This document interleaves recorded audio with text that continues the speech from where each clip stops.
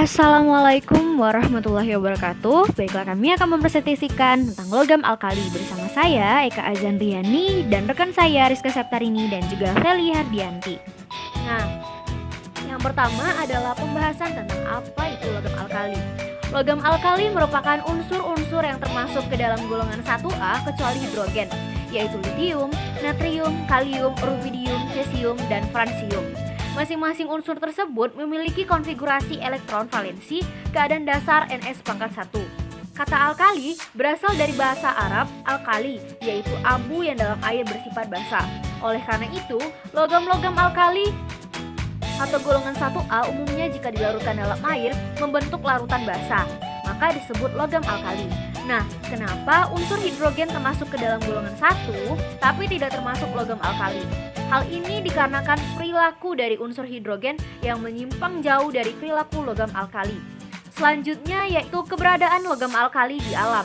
Seluruh logam alkali yang ditemukan berada di alam sesuai urutan kelimpahannya, natrium yang paling melimpah, diikuti kalium, litium, rubidium, cesium, dan terakhir fransium yang sangat jarang karena radioaktivitasnya yang sangat tinggi. Fransium juga hanya terjadi dalam jumlah renik pada produk rantai peluruhan alami. Reaktivitas logam-logam ini tinggi, maka unsur-unsur ini tidak pernah ditemukan dalam keadaan unsur bebas dan secara umum ditemukan dalam bentuk ion-ion +1 yang sangat stabil. Logam-logam ini umumnya ditemukan selalu dalam bentuk persenyawaan berupa mineral-mineral di perut bumi. Misalnya natrium ditemukan secara luas sebagai natrium klorida dalam deposit garam dan air laut. Reaktivitasnya yang tinggi mengharuskan logam-logam alkali disimpan dalam minyak mineral untuk mencegah reaksinya dengan oksigen. Rubidium dan cesium harus ditangani dalam atmosfer inert pada setiap saat untuk mencegahnya bereaksi dengan oksigen, nitrogen, dan kelembapan. Sebaliknya untuk litium, rubidium, dan cesium, kelimpahan unsur-unsur ini di alam sangat kecil, di mana logam-logam ini terdapat dalam berbagai mineral silikat seperti spodumen. Selanjutnya yaitu ekstraksi litium dengan menggunakan metode elektrolisis. Metode yang dilakukan untuk mengekstraksi litium adalah dengan menggunakan metode elektrolisis. Sumber mineralnya dapat diperoleh dari spodumen. Spodumen dipanaskan pada suhu 100 derajat Celcius lalu dicampur dengan H2SO4 panas dan dilarutkan dalam air untuk memperoleh larutan Li2SO4. Selanjutnya, Li2SO4 direaksikan dengan Na2CO3 untuk membentuk Li2CO3 yang sangat akurat. Selanjutnya yaitu ekstraksi natrium dengan menggunakan metode elektrolisis. Natrium adalah logam alkali yang paling penting secara ekonomi yang diperoleh dengan proses Daun, yaitu elektrolisis leburan NaCl. Dalam proses ini ditambahkan cesium klorida untuk menurunkan temperatur operasi menjadi kira-kira 870 Kelvin karena titik lebur NaCl adalah 1073 Kelvin. Rancangan sel elektrolisis dibuat khusus sehingga dapat dicegah pembentukan kembali natrium klorida oleh penggabungan natrium dan klorida. Dapat dicegah pembentukan kembali natrium klorida oleh penggabungan natrium dan klorida. Skema proses Daun untuk produksi klorida dapat dilihat pada gambar. Selanjutnya yaitu ekstraksi kalium dengan menggunakan metode reduksi. Metode yang dilakukan untuk mengekstraksi kalium adalah dengan menggunakan metode reduksi. Sumber utama logam kalium adalah silfit atau biasa disebut kalium klorida. Logam kalium diperoleh dengan metode reduksi, di mana lelehan kalium klorida direaksikan dengan logam natrium pada suhu 850 derajat Celcius. Selanjutnya yaitu ekstraksi rubidium. Metode yang dilakukan untuk mengekstraksi rubidium adalah dengan menggunakan metode reduksi. Logam rubidium dibuat dengan mereduksi lelehan senyawa rubidium klorida. Selanjutnya yaitu ekstraksi cesium dengan menggunakan metode reduksi. Metode yang dilakukan untuk mengekstraksi cesium adalah dengan menggunakan metode reduksi. Logam cesium dibuat dengan mereduksi lelehan senyawa cesium klorida. Selanjutnya yaitu kegunaan utama logam alkali dan senyawanya. Logam alkali litium berguna untuk bahan pelumas.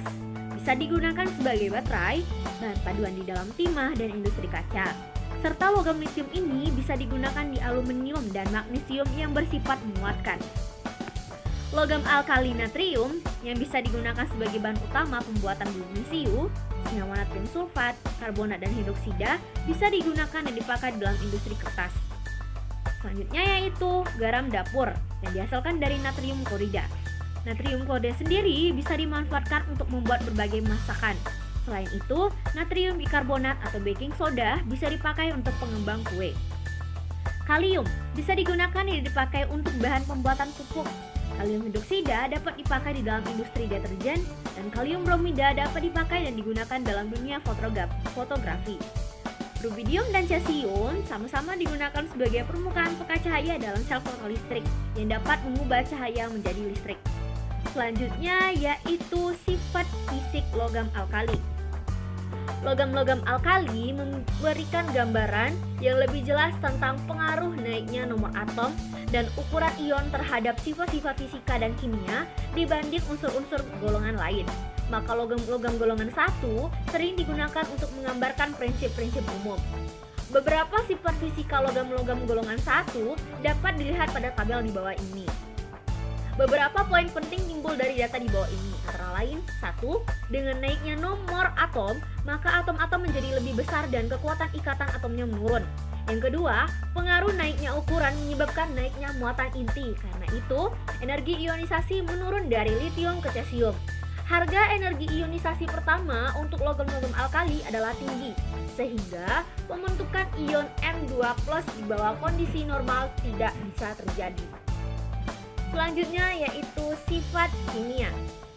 Yang pertama adalah sangat reaktif. Unsur alkali sangat reaktif atau mudah bereaksi dengan unsur lain karena mereka mudah melepaskan elektron keluarnya. Di udara, unsur-unsur ini akan bereaksi dengan oksigen atau air. Oleh karena itu, unsur ini biasanya disimpan dalam minyak tanah atau hidrokarbon yang inert. Unsur alkali tidak ada yang terdapat di alam dalam bentuk unsurnya. Biasanya bergabung dalam mineral yang larut dalam air, misalnya NaCl yaitu natrium klorida. Unsur alkali terdapat dalam senyawaan alam sebagai ion uni positif atau positif 1. Yang kedua adalah sifat logam. Sifat logam unsur alkali dari atas ke bawah pada tabel periodik cenderung bertambah. Sifat ini terkait dengan kecenderungan atom unsur alkali yaitu melepas elektron.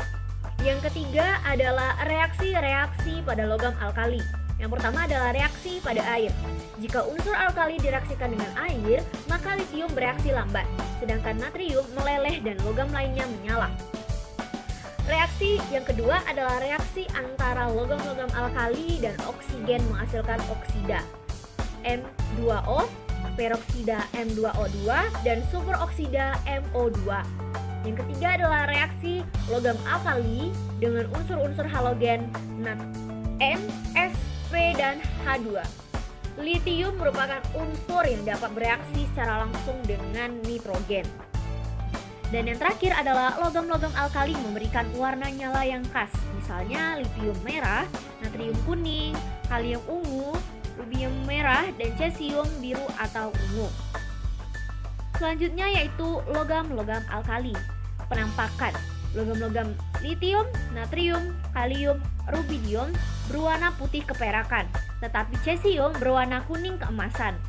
Oleh karena itu, hanya terdapat satu elektron valensi tiap atom logam. Energi ikatan dalam kisi logam relatif rendah dan ini menyebabkan logam-logam tersebut lunak dengan titik leleh rendah. Yang kedua adalah reaktivitas. Jika logam-logam alkali dimasukkan ke dalam amonia cair, maka akan terbentuk amida-amida logam alkali seperti LiNH2, NaNH2, dan KNH2 yang mana senyawa-senyawa ini merupakan pelarut-pelarut yang penting dalam sintetik organik. Walau Li, Na, dan K disimpan dalam pelarut hidrokarbon untuk mencegah reaksinya dengan O2 atmosfer dan uap air, tetapi logam-logam tersebut dapat juga ditangani di udara terbuka dengan cara menghindarkannya dari terpaan udara. Selanjutnya yaitu halida. Halida adalah senyawa biner di mana salah satu bagiannya adalah salah satu atom halogen dan bagian lainnya adalah elemen lainnya atau radikal yang mempunyai tingkat keelektronegatifan lebih kecil daripada atom halogen. Kebanyakan garam merupakan halida. Semua logam pada golongan 1 akan membentuk halida yang berbentuk padatan putih dalam suhu ruangan. Nah, selanjutnya yaitu oksida dan hidroksida. Oksida, peroksida, superoksida, suboksida, dan ozonida. Bila logam-logam golongan 1 dipanaskan dalam udara berlebih atau dalam O2, produk utama dapat diperoleh tergantung pada logamnya. Misalnya litium oksida, natrium peroksida, dan superoksida. Oksida-oksida Na2O2, K2O, Rb2O, dan Cs2O yang tidak murni dapat diperoleh dengan menggunakan udara terbatas, tetapi lebih baik dibuat dengan cara peruraian termal pada peroksida dan superoksida. Hidroksida. Contoh dari hidroksida yaitu NaOH. Digunakan dalam kimia organik dan anorganik dimanapun dibutuhkan alkali yang murah dan penggunaan oleh industri. Reaksi-reaksi hidroksida logam alkali dengan asam dan oksida asam tidak memberikan hal yang khusus. Namun demikian, reaksi-reaksi dengan CO sangat menarik karena hidroksida ini menghasilkan bentuk logam metanoat seperti pada reaksi.